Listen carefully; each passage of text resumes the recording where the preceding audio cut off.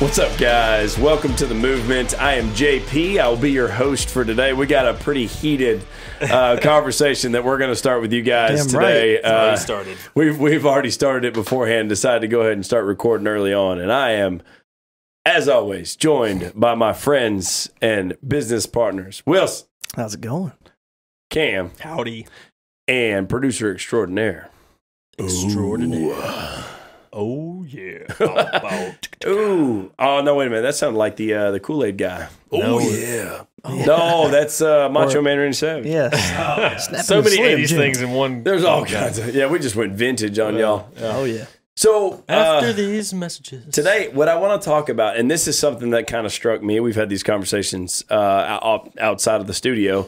But one of the things I want to talk about is something that really was kind of an eye opener over the holidays. Because we're gonna talk about this because this is going to come out after Christmas. I'm just laughing at his face. I'm sorry. And Wilson's I'm going to be the target. He's going to be the odd man out. He's going to be the odd man out in be. this situation. But y'all listen up, okay? And you guys have probably seen this. And if you haven't, in 2021, make sure that you do see it. If you don't, then find somebody who has seen it, ask questions, whatever. But it was called the holiday.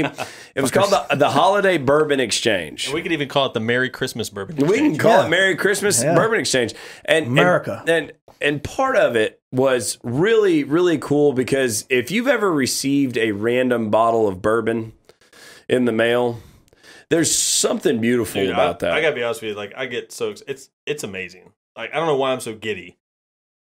Every time, like Tanya, I'll be working, and Tanya will text me a picture of a bottle that just came in, and like now she's fired up. Yeah, I got a bottle of Weller from a nice gentleman that owns Quality Exteriors. If you ever need anything done with Quality Exteriors, that's your only free plug, there, buddy. Yep, that's your plug right there. Appreciate the bottle of bourbon, but. I got that bottle, and Dina was asking me, she was like, what are you smiling about? This was like 3 hours after the bottle. She said, what are you smiling about? I haven't even opened it yet. I said, Dina, I got a bottle of Weller in the mail for no apparent reason whatsoever, just a random bottle, and I don't even know this guy. Right. That was the coolest thing in the world. But what I want to talk about is a little bit deeper than that, okay? This is Wait. I want to go back to this real quick, and you can get into the deep stuff. No, Weren't absolutely. you at my house when the doorbell rang the other day? Yes. JP's at my house. That's when you got the 4 roses, and it's amazing. Oh, it's so good. He's at my house. We'd had a mastermind session with JP and Wilson down in Chattanooga last weekend, and very productive. Lots of great things on the horizon for 2021. But we get home. JP had about an hour to hang out before he had to head back, and doorbell rings, and I go up there, and there's this stranger standing there with a brown paper bag with a bottle in it, and says she's from DoorDash, and she has a bottle of bourbon for Cameron Brown. And I'm like, that's awesome. That's me. She's like, I need to see your ID. I'm like, gladly. And then she hands me a bottle of bourbon. That was the second one I had gotten that day. The second one I'd gotten that day. So I was so happy. It could have been Evan Williams. I would have been happy. Well, you know what's bad is it's so unnatural for something like that to happen. when they knocked on the door, and all I heard was Cameron walk over there, and he was like, what in the world? And he walked up to the door, and she goes, are you Cameron Brown? And he said, yeah. And she said, I need to see your ID. And I was sitting there going, well, Cameron's about to get arrested. Like, that was my first thought. Like, confirm this. Yeah, he's about to get arrested. Holy shit. Bounty hunter came to your door. Cameron, what the hell did you do? What I meant was, that's Cameron. And then he walked in with a brown paper bag, and I was like, ah. No, but so the layers of this are so cool. So if you don't know about the Holiday Bourbon Exchange, what it essentially is you reach out to your network and say, hey, who would like to be involved in essentially a Secret Santa kind of thing. But what you do is it's basically the second layer of your network, right? So if my direct friend, I send it to my direct friends, and I have, a couple of my direct friends are like, hell yeah, I love bourbon. I'm in. It's Christmas time. It's the time for giving and stuff like that. Man, I'll shoot a bottle of bourbon over to somebody that I don't even know, which is in itself therapeutic. Yep. We'll talk about that in a minute. Okay. We'll talk about that in a minute. But what's even cooler than that is it's not my friends that are sending me a bottle. It's their friends that are sending me a bottle. It's the second layer of their network that's actually coming to me. So there's a certain level of networking that I got to the opportunity to experience there, you know. So I got bottles from guys that I have never met in my life and already created almost instantaneous relationships with. Because when you share a bottle of bourbon with another man, and we talked about this, and one of the reasons why I think it's so magical, for a lack of better words, that's a good word. What we talked about. Well, me and Cameron were riding in the truck, and we were talking about how at this time of year, as a man, you take a back seat, and willingly you take a back seat because your kids are what you're most important with making this time magical, and your wife, you got to make sure that she has what she needs to you know, make the cookies, make it magical for the kids and stuff like that. You tend to be on the back burner, which is okay, and as a man, you should be okay with that, I think, you know. But there's a certain aspect that's really cool. It's almost like going in there and getting shaved and stuff like that, and getting, you know, that pampered effect for a man. That's kind of like, you know, this is cool because it's unusual, right? So when you start doing this bourbon exchange, there's a certain level of therapeutic, you know, excitement that comes with that. You know, I think that's why you walk around with a smile on your face, dude. Like you said, we were talking about this in the truck, and at 100%, I was like, I don't remember the last Christmas that I was this excited. Now, that may sound harsh because it's like, well, you're not excited for your kid. Yeah, of course, I'm excited for my kids to enjoy the season. Excited for your wife? Yeah, of course, I'm excited for my wife to enjoy the season. But I mean, you do. And I believe it's the right thing to do. You take a back seat. Now, honestly, I think men take a back seat a lot. And I think that's probably the appropriate thing to do a lot, where you're really leading, but you're leading from behind. If you know, I think there's a book about that. I think we talked about that in one of our episodes. Yeah, we did actually. Leadership. Yep. So posture. But it's nice to be able to have those connections and that man time. And this has been the coolest thing ever, to where it was like a simple little, when I read it, I was like, hey, sweet, I'll send some stranger a bottle of bourbon, and maybe somebody will send me one back. And if they don't, the person that invited me to do it will send me one. Yeah. And I was like, I was really thinking, worst thing I lose is a $45, $50 bottle of bourbon. Second worst thing was I get one back. And it's actually been a lot better than that. And now it's not only just the bourbon, but it's the experiences, the connections, it's all the networking, all the stuff you're going to talk about in a minute. But I do think the biggest part about it was the fact that it was something for the dudes to do, you know? Because like the girls like the lights, they like the trees, they like the decorations, they like the wrapping paper. The kids like the presents and talking about Santa and doing all those kinds of things. And it's all awesome. It really is all awesome. But dudes, really, I mean, we're good with or without it. Yep.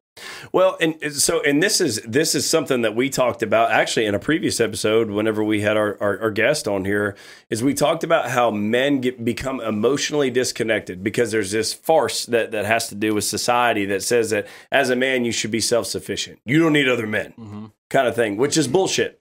Yep. Men need other men. I think men should obviously take the back seat to their family. You know, obviously, you know, whenever the glory and praise and presence and all that stuff goes, you know, generally as a man, you're going to push your family to the forefront to make sure that they get the full experience and enjoy it. But I think it's also very important for men to make other men feel special. And I'm not talking about that in a sissified kind of gay way. I just mean like special, man. Like there's something about a dude sending me a bottle of bourbon that I just went, you know what, dude, I don't even know you. And I got a $60 bottle of bourbon from you. Appreciate you. You're my boy. Like, seriously, though, there's a certain level, and we talked about that, and I think that's part of the misconception in toxic masculinity. You know, the true toxic side of masculinity is the fact that as a man, you have to feel alone, which is bullshit. It shouldn't be like that. And I think certain things like that are very important, like the holiday bourbon exchange and stuff was a genius idea by somebody that said, you know what, there's a bunch of men out here. This is a way to make men feel inclusive with other men and men to do things for other guys and stuff like that, which I think is very important. I think it should be more common. And how much conversation has there been over social media? Like every time a bottle comes in, somebody's posting a picture. Hey, this is what I got today. What's crazy is I've only seen one duplicate. Yeah. I've only seen one duplicate. Of the same bourbon or whatever? Same bourbon. I've only seen it, twice. I've seen twice. But other than that, it's been all unique bottles. And like, it's something to even talk about. It's not even the fact that it's just this conversation. And now, like you mentioned, you got new friends because the bourbon I'm getting is from my friends' friends that I don't even know. right? And honestly, for me, in every case so far, I don't know the guy that sent me something. Right. But now I do know them, and we've been able to communicate. We're even created some potential business networking through it and all that kind of stuff too. So, but just the conversation alone, like you get one, you're excited to hop on Facebook and be like, bro, got some whatever today.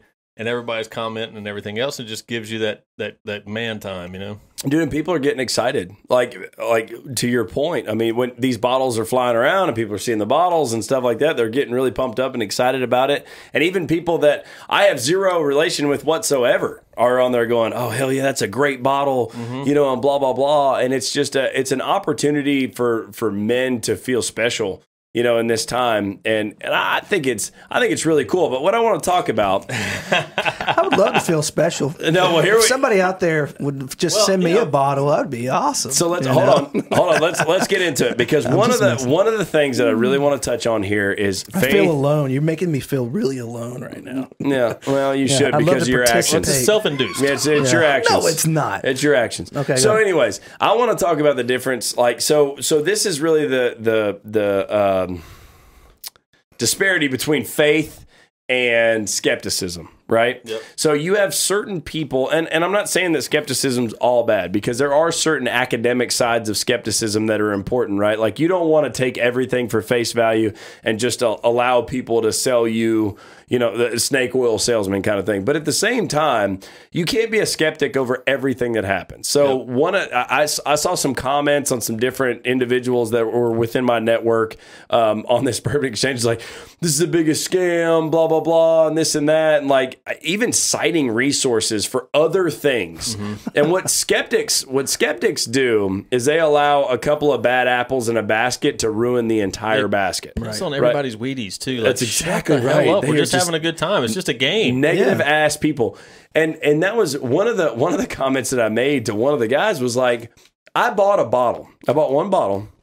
And the bottle that I bought and I sent to a guy, if that made his Christmas better, then who the fuck cares? Right. Like, what scam? There's no company. How is that a scam to treat somebody to something? Right. It's like a company, like if a company was like, hey, you send us $50 and we'll make sure somebody in America gets a bottle of bourbon. That's a scam. Yeah, I get it. But that's the academic kind of skepticism. But then there's a certain level of faith. And I believe, and this is something that we talked about beforehand, I believe that the level of faith will be returned back to you directly based off of how much faith you have. So when, and for an example, Cameron, you tagged me in the Bourbon Exchange. Yep. As soon as you tagged me, the first thing I did was read through the rules and what happens and stuff. I sent out and ordered my bottles of, or bottle of bourbon. No, you got to give ask some backstory. DM. Yeah. So basically, you say yes, I'm in. Let's do it. Yeah. So there's faith right there. You don't even know all the rules yet. Yep. Right. But basically, it's like, hey, would you be interested in giving a bottle if you could potentially receive multiple bottles? Yeah, yes, absolutely. Yeah. Easy answer, right? Right. Should be. And then I sent you a personal message that said, here's how it works. Right. Right. And then from that point, it basically lays out exactly what I said at the beginning of the episode, right? So your direct network of individuals that are saying, yes, I'm in, will send a bottle to the individual that introduced you to it. So the people that they may not even know, you know, or whatever it may be. So once I got the message from you, I was like, okay, I said I was in.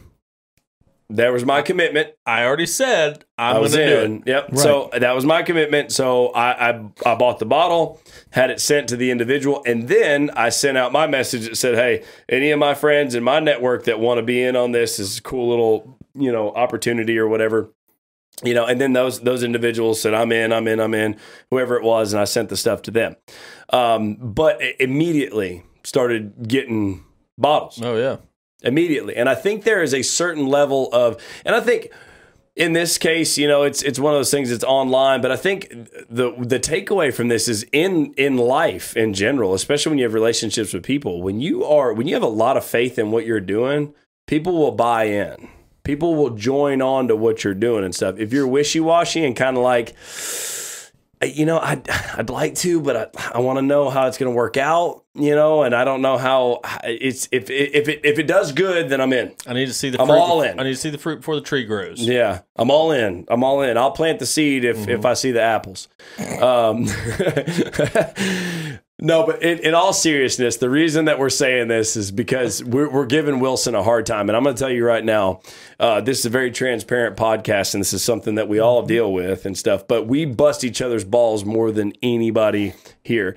And Wilson made a comment, and I'll preface this, and I'll let you defend yourself. He said, I'm looking at the time frame. Hold on. Just a second. Myself. So Wilson replied to the Bourbon Exchange, and Wilson said, I'm in. To me. And then to Cameron. And then after he said, I'm in, he decided to wait to see how it worked out before he was going to buy a bottle. So he did that in effect does not meet the definition of faith. So Wilson, let's hear your rebuttal. Okay, so your defense. this happened on Saturday. Pretty hectic day. I was already in Chattanooga. Oh my gosh, he's already setting it up. Oh my God, no, it was. Yeah. Okay, so I saw. I'm at the. I can see your ovaries bulging out of your side. Right so I this is a true account. It's not an excuse. It's just what happened.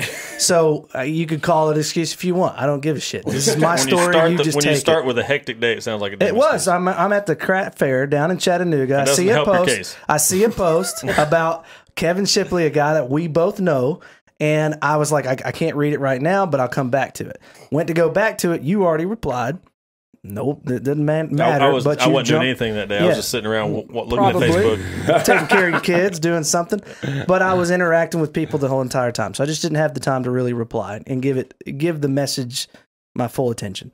So I was like, yeah, sounds good. Cam's in. I'll go ahead and jump in. And I messaged you saying I'm in. Yep. And you messaged me back shortly afterwards and gave me all the instructions. I didn't read the instructions till Monday. Strike two? Why is that strike two? I already just told you. You said it was Saturday. Monday is when I started reading the instructions on what to do. It's 48 hours at least. Okay. You made a commitment. You said I did make a commitment, but it didn't tell me I had to do it right then and there.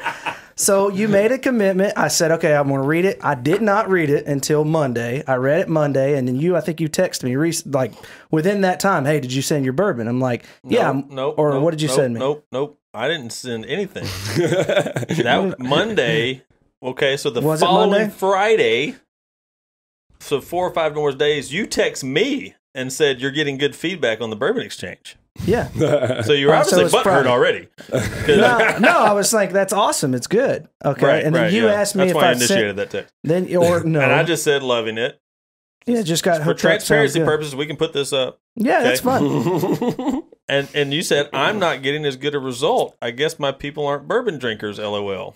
I said, did you tag people? You said, yep. I said, did you already send a bottle to Kevin? I said no, but I will. I was waiting to see what kind of response I was going to get. I did say that. I probably shouldn't have said. No, it's not about saying it. But my true intentions were to go back to Chattanooga, where there was a whiskey distillery guy that was at the show. I was going to buy him a bourbon because it was going to be unique. I understand. But then you told me, hey, you should go do this instead. No. All I said is, did you read the rules? Yeah. Well, yeah, because I was going to send. I told you I was going to send. Yeah, but what you said was, I wanted to see. I was interested to see how it was going to look and how it was going to go. Yeah. Unfortunately, I wasn't. You know that part we were talking about in the last episode where people don't receive messages until they're ready to receive them? That's right. That's exactly right. So this is a great setup. And Wilson, we're busting your balls, but we do this a lot. Yeah, and all of us. I know. So listen, all of us. That I'm the target today. Hi, welcome to the Wilson's life. So it goes every direction. So. Oh, I know it does. All of us do this, though. We tend to hesitate, and he who hesitates masturbate. Wait, that's not how it goes. Cable guy. Cable guy. Yeah, watch Cable Guy. That was a quote. No, but real shit. Skepticism will cause you to hesitate, and skepticism will cause you to miss opportunities. And what's funny is we were talking about this, and I'm a big proponent of finding separators, right? Like what separates subject A from subject B? They take, obviously different paths, they're at different levels in their life, but what really separates them? And a lot of times there's a lot of people that are extreme skepticists that look for the fault in everything that's out there. Right? Whereas I would I would challenge you to go look at successful people and successful men and men just in general that are happy, that have figured things out in life. They don't have to be successful from a millionaire standpoint, but just have figured out how to be a man, how to be happy with being a man. And I guarantee you they're not a skeptic about everything. They're smart. They make calculated risks, but they're not a skeptic about everything. Those kind of people are miserable in my mind. So interesting you use that word. So my cousin down in Mississippi, Ethan, he texted me because, I sent this out on social media, and he saw anybody that was tagged on it would see the responses. And I have an individual who we talk about a lot. You may not know it all the time, but the same dude. And he basically was just being an ass, being himself, and very skeptical. But so Ethan texted me offline, just directly to my phone. He said, "What the hell is John trying to say about the whiskey thing you got going on?" And I said, "He's just being himself." And I said, "So glad I don't think everyone and everything is out to get me like he does. Would be a miserable way to live." Absolutely. And that's the truth. It's like everything is what is wrong with it. Yep. What is trying to get me? Who's trying? Like, dude, will you just fucking enjoy Christmas and have some bourbon? Yeah. Like nothing. Nobody's even thinking of you. Yeah.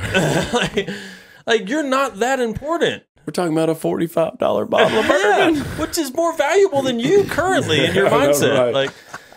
Like, but that was what stemmed the conversation. That, and then some other feedback we saw, like people talking about this pyramid, greatest Ponzi scheme, and it's like, it's just a bourbon, dude. Don't do it. Yeah. Like if you don't want to, it's like a dirty Santa or something. And the thing is, it doesn't have to be bourbon. My wife was like, "Oh, I saw that a couple of years ago with something else. It was like stockings or something, or whatever. Like freaking scarves. Send a girl a scarf and you'll get other scarves back or whatever it was. It's just you could do it with anything. Dudes just happen to like bourbon, so that's why they use bourbon. But there's just this miserable mindset of what's about to bite me. Yep, dude. If it bites you, it'll be a $45 bite. You'll probably survive. Yep. Sure. I have. It's working. I'm fine. That's why I was like, I'm planning on sending a bottle anyway, no matter what. I was just like, well, what kind of feedback? Because I honestly, here's a Polish part of me. I'm not a bourbon drinker. I just thought that was a pretty cool idea. I like the taste of it. But then when I went to go buy it, that was the thing. I was like, hell, I don't even know what's bourbon or what's like just whiskey. What's the difference? Well, I got a bottle of scotch, and at first I was like, "Oh, it's scotch. It's not bourbon." And then you sent it back, right? You sent it back straight back. I still don't even know who sent it to me. That's crazy. I've been chasing people down to find out who sent stuff to me, and but it's a 14-year Balvenie, and it's amazing. It's like a $90 bottle of scotch that somebody sent me. I wasn't bitching that it wasn't bourbon. It blows my mind when people look for the negative in everything, and they look for, and it's completely inverse of opportunity, right? Like if you want to be successful in life, I'm not saying blindly go out there and just take advantage of everything that's out there. But we talked about this in one of our previous episodes about being happy. Mm-hmm. And Yes Man, the movie with Jim Carrey, if you haven't watched it, it's a silly movie, it's a comedy, but there is a certain level of depth to that movie that makes sense. If you're constantly a skeptic and you're constantly saying no about everything that's going on in your life and everything is right, you miss so many golden opportunities to network and stuff. And I'll tell you right now, some of the best leaders, some of the best influencers in the world that have really figured shit out. You think they figured it out because they said no to all the bad stuff and yes to all the good stuff? Well, fuck no, man. Like they have been burned, they have been cheated, they have been done wrong by multiple people. So if you don't think that's going to happen, then you need to go ahead and clear up your reality there. But the fact of the matter is, your value comes from the experience that you've had in the world. So the more no's you put out there, the less experience that you're going to have and the less value that you're going to have. It's just it's a direct correlation in my mind. Yeah, and the mentality behind it, just so everybody doesn't think, oh, we're just talking about bourbon. No, it's just that's just the good example. It's like when Josh and I were talking about this offline, it was just like so apparent with those two groups, those differentiating factors, those different mentalities, and how it applies in the simplest thing, and how that those guys that are skeptical about exchanging bourbon with other dudes are missing out on so much, and their kids are missing out on so much, and their wife is missing out on so much because they're whatever. They're all twisted around their own head. And, God, pray for them, whatever. Hopefully it gets better, whatever their insecurities are.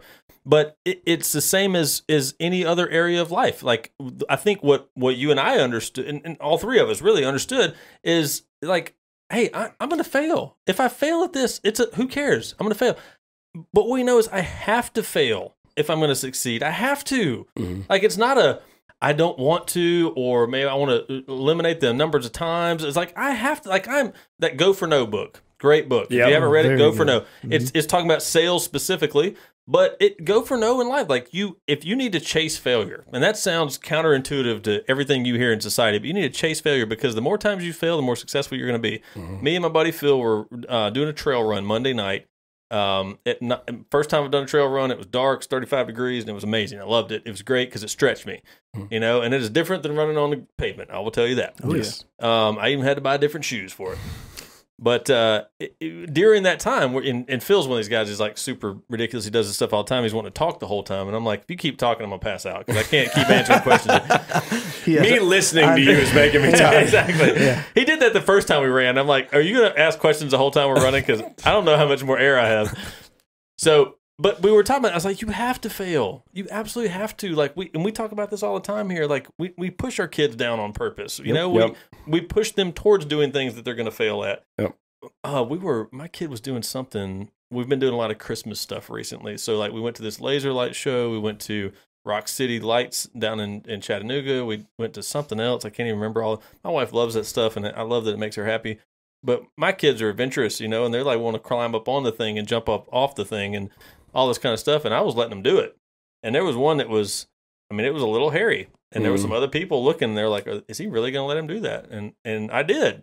And he jumped, and he didn't like stick the landing, but he didn't die. Yeah. And I was like, hell yeah, good job. Mm-hmm. And what was crazy is those people were like, oh, it was almost like, I guess it could be okay if he did that. Aha moment. Yeah.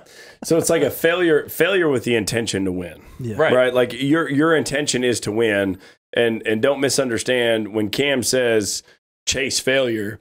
What he's essentially saying is, if your goal is to win and it's at a certain level, you should chase the limit of where you're at today. Right. Every single day, you should push the limit of where you're at today, which inherently is going to cause you to fail because and we always go I always go back to physical fitness and stuff like that. Like personally, like what I'm doing right now for training, the elite athletes that do what I'm doing right now are beyond where I'm at. That's my goal. Every day, my intention is to fail. Every day when I go in the gym, my intention is to fail. That sounds insane to people. But when you go recover from that and understand that your goal has not changed, and the next day you come in there and you're stronger than what you were before, like that's the idea. Well, that failure helps you find that next ceiling, temporary ceiling. So from a physical standpoint, so you push yourself to another level, you push your body to another level, and you fail. But the day before, the week before, the month before, you were failing a lot earlier in that process. Yep. Right? So now it's like, okay, I got to here. And I remember somebody we used to always take a lot of mentorship from named John, and always talk about the next tree. And I think about that a lot when I'm running now, because that's becoming a thing that I really enjoy. And it's like I'm running, and I just like, well, yesterday I ran to that tree up there. So now my failure point is past that tree, right? So if I know where I failed before, I know I can go right past that. I know for sure I can accomplish it because that's where I failed last time. So if I stopped there last time, I know for sure I can get there, but I could probably fail right past it. That's what I'm talking about, chasing failure. And then you're going to inevitably continue to grow. Oh, yeah. It stretches you 100%. Yeah. But it takes some faith, and it takes some just going and doing it, and it takes not being skeptical. Again, be smart, skeptical, that makes sense, but Lord have mercy, freaking loosen the hell up. But I had an acquaintance once, and he was a computer programmer. And literally any idea, any thought, anything that I brought to this guy, he would just look at it from a negative standpoint, so much so on because that's what he did. He literally, for his job, was to find out the errors in the code. So he would always find errors.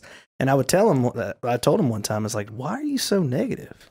I said, everything that I bring to you, you always have something to say or something in a negative sense. I said, why are you continually think that way. And he's like, I've been programmed to think that way because of his job. And I said, well, you got to learn how to disconnect that. That's great information you're bringing, but not only just give you, okay, this is how we can fail, but then here's how we can succeed.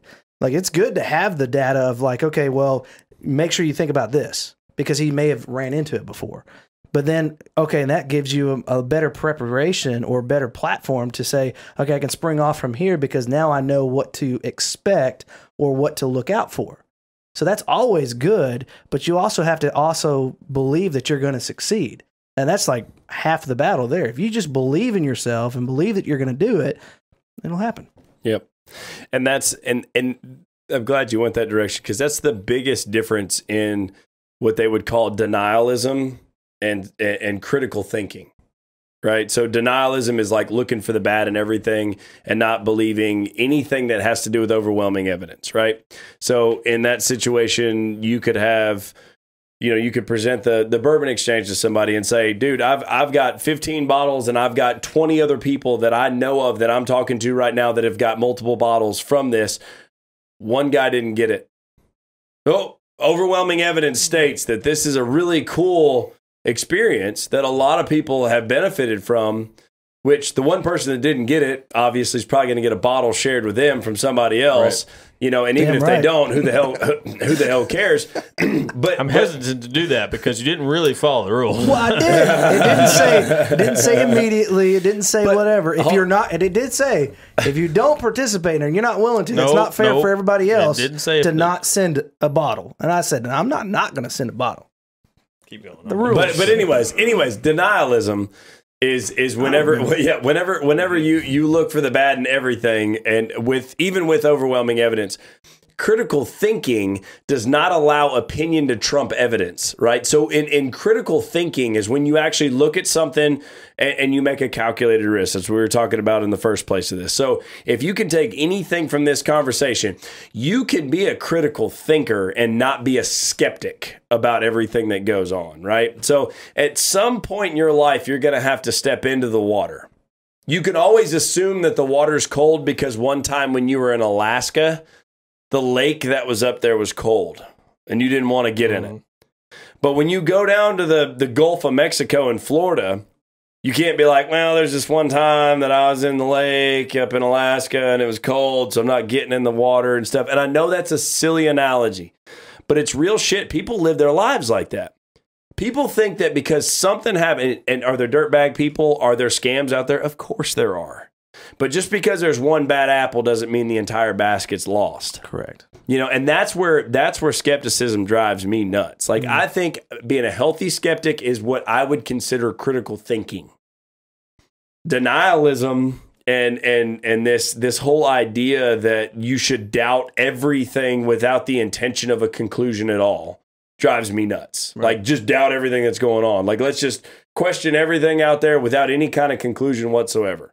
That's what really bothers me. But what sucks is like those are the people that are the fun suckers in my mind, right? Yes, like they're just the fun suckers in life, dude. They call them sunshine, right? Like when they step into the room, all the sunshine disappears. Yeah. It's just like, damn, how about the humdrum that followed this guy into here? Like, and we saw guys do shit like that. They would just pop onto that Bourbon Exchange. It's like, dude, hey, how about you just shut the fuck up and not do it? Right. Yeah, just shut the fuck up. If they want to do it and they want to buy a bottle of bourbon, then let them buy a bottle of bourbon for a man that they don't know and say Merry Christmas with a card. Right. Shut up. I do stand corrected. It did say you had to do it within a week, and I was within the week. Barely, but I was within the week. Only because we talked. Wow, technicalities. Technicalities. It's always like pulling teeth with you. Anyways, But it was true. So what we've learned from this is when you commit to something, have faith in it, and go into it wholeheartedly. Well, and that's the other side of it that we were kind of joking about, but it's true. Is I believe, and we talked about with our guest Rick on the last episode about the universe, but I believe there's more to it than that. But like, there's just that piece of faith of just doing it. Like you attract to you what you are, And I believe the fact that I willingly got something out there as quickly as possible and blasted, tagged a bunch of people, whatever. I'm not surprised. My expectation that I was going to get 20 bottles of bourbon. You know, Well, I didn't tag everybody at the first time. When you told me to, I was like, I'll it go says back. it in the instructions actually. Oh, well, hell. Yeah. I don't know who drinks bourbon or whatnot. I've been so disconnected. That's why you the reason, tag people. That's the reason why I didn't get the result. But hey, I know what to do next year. I failed. And here's the next year, I know what the hell to do this time. I'm going to do it. So that goes first. That goes back to what that goes back to what we're talking about though. Like from a mindset standpoint, like the first step should have been, I made a commitment. I'm going on faith with this, and then from there, I'm going to make my decision right. So the first thing was I made a commitment. I said I'm in. The second part is I understood what the rules were, and I abided by the rules and honored my commitment by sending the bottle, and then I took action. And I tagged people and stuff like that. And that's a good rule for how you should live your life with a lot of things, man. If you commit to something, and we've heard this time and time again, right? Make a decision and then make it right. Well, then just taking the action part too. Yeah. You know, just the fact that like it's one thing to decide, it's another thing to act on the decision. Yeah. You know? And I get it, and we are busting your balls a little bit, but like the intention to act is different than acting. Absolutely. It is 100% different. I was going to. to. I was going to. That's different. Yeah. So- Well, I had a plan because I literally did. I did. Verbiage. But when I was Verbiage. when I was texting you though, I was just kind of like I was kind of curious to see how it would actually play out, just in general. So far at that time You when see I was how it texting played you, out it with didn't your play out. methodology there. Well, it wasn't like And the next It was- episode, we're going to talk about ownership. Like, I fucked up. okay, I fucked up, but at the same time, it wasn't like I thought of it that way to do it that way. It wasn't like Oh, I when know I you was didn't think texting- about it. Yeah, I wasn't thinking like in the way you took it. I was like, I didn't mean it in that sense of like how you're taking it. And I was like, I get well, it. no, I already had a plan. I was planning on doing it, and I was going to get it that Sunday. Or I was that not Saturday. confused that you had it mapped out.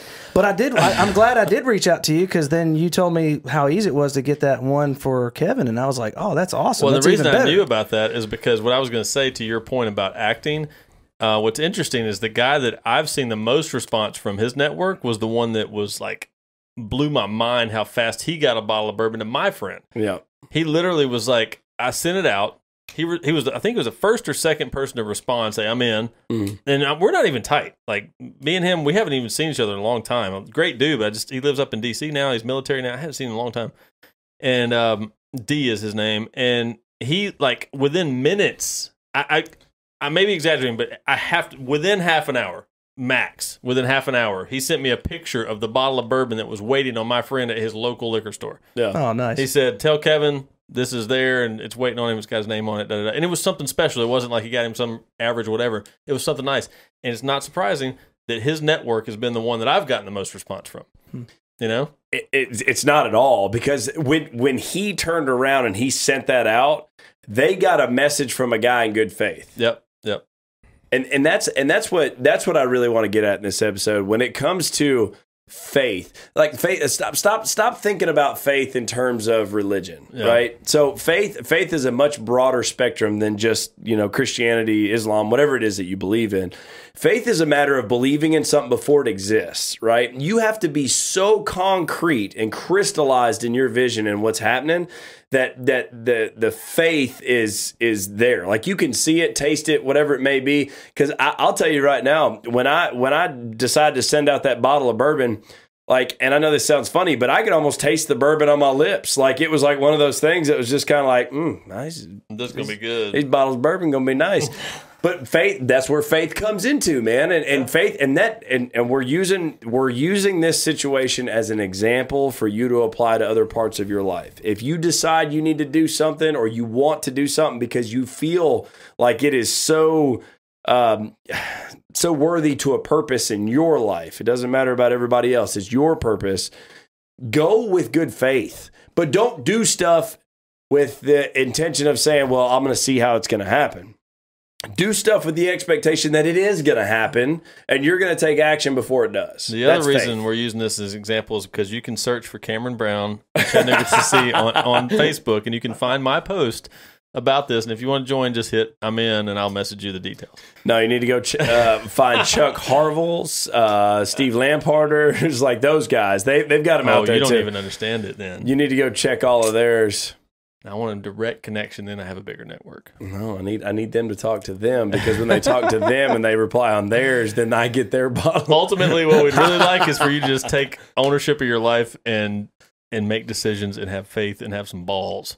Just have faith that good things are going to happen. Yeah. You know, one of those things that kills me is like, you remember, like you would talk to somebody and you'd always have that skeptic that says like, it's too good to be true. Well, what if it's half right? Right. If you find a chink in the armor and it's half right, like let's say it's $1 million plan. What if somebody sends you an airplane bottle? Yeah, and yeah, exactly. Who the hell cares? But you find a chink in the armor, it's $1 million plan. It's like, I don't know if that part right there is going to work and stuff. What if it's half right and you get $500,000? Yeah. You going to let your skepticism hold you back from opportunities? A lot of do. Because I would say that most people do. Mm-hmm. And you should be smart. You should be a critical thinker. I'm not saying go blindly into things, so please don't misunderstand that. But don't let your skepticism get in the way of your progress. Well, and even aside from the progress, just the joy. I mean, quite frankly, that's the thing that was irritating me the most, was like, not irritating me, but like, you know, you get frustrated because you just want, like, dude, can you not just be happy? Can you not just enjoy life? Like, if something comes your way, like you said, if you don't want to do it, don't do it. Don't do it. But cheer on those that are. Right. Or watch and be and admire or whatever. Or be a part of it. But what you can choose to be happy at whatever level of that you want to be, but there is absolutely zero reason to go, this ain't gonna work. Yeah. You know? Who? What? Okay. What the fuck are you talking about? Okay, let's say it doesn't. Who cares? Who's hurt by it? Yeah. Nothing. You know?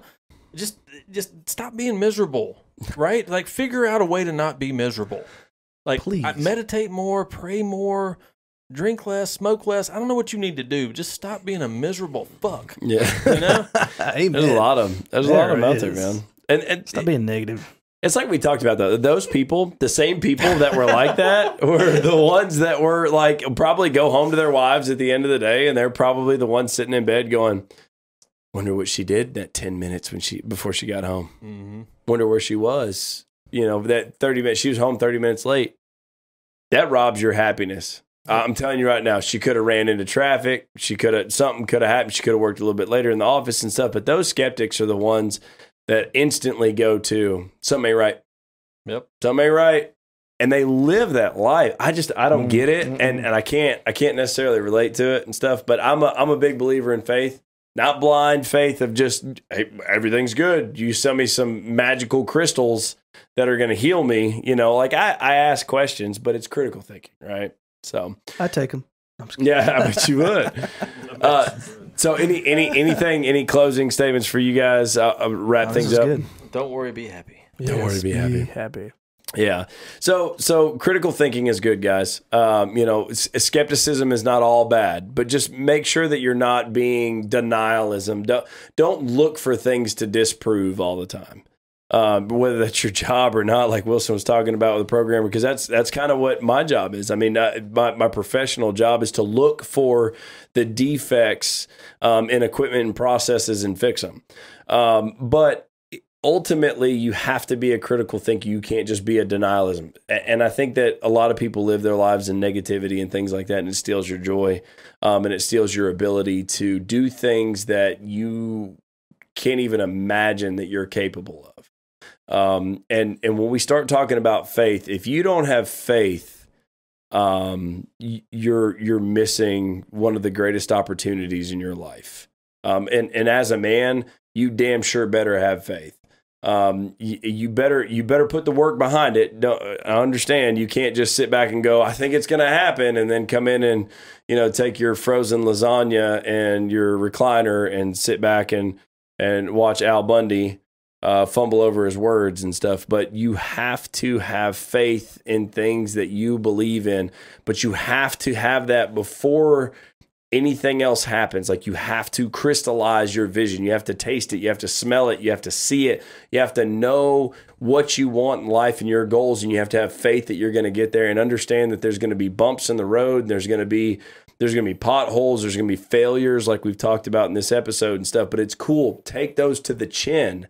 Smile about those, man, because your experience is what creates value in your life.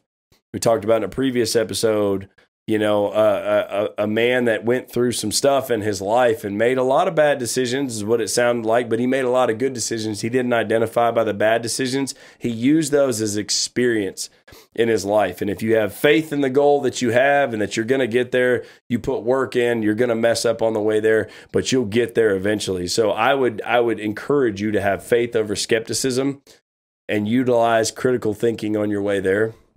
But we love you guys. Hey, go to YouTube, hit the little alarm button so that you know whenever the next episode comes out. Get a like in there. Put us a review on Apple Podcasts and other platforms and stuff. Make sure that you guys subscribe to all our areas. We've got some pretty cool swag coming out. 2021 is going to be big. Shepherds of Men is going to take a huge step forward in 2021. Really, really excited about some of the things that are going on in the background. Like we talked about from a faith perspective, we have faith that there's going to be some huge things coming in 2021. I don't want to talk about it quite yet because I want to talk about it once some of the groundwork has been put in place and stuff. But we love you guys. We're really excited about what's going on and stuff, man, and really, really look forward to 2021 to be a big year. You guys been part of the movement.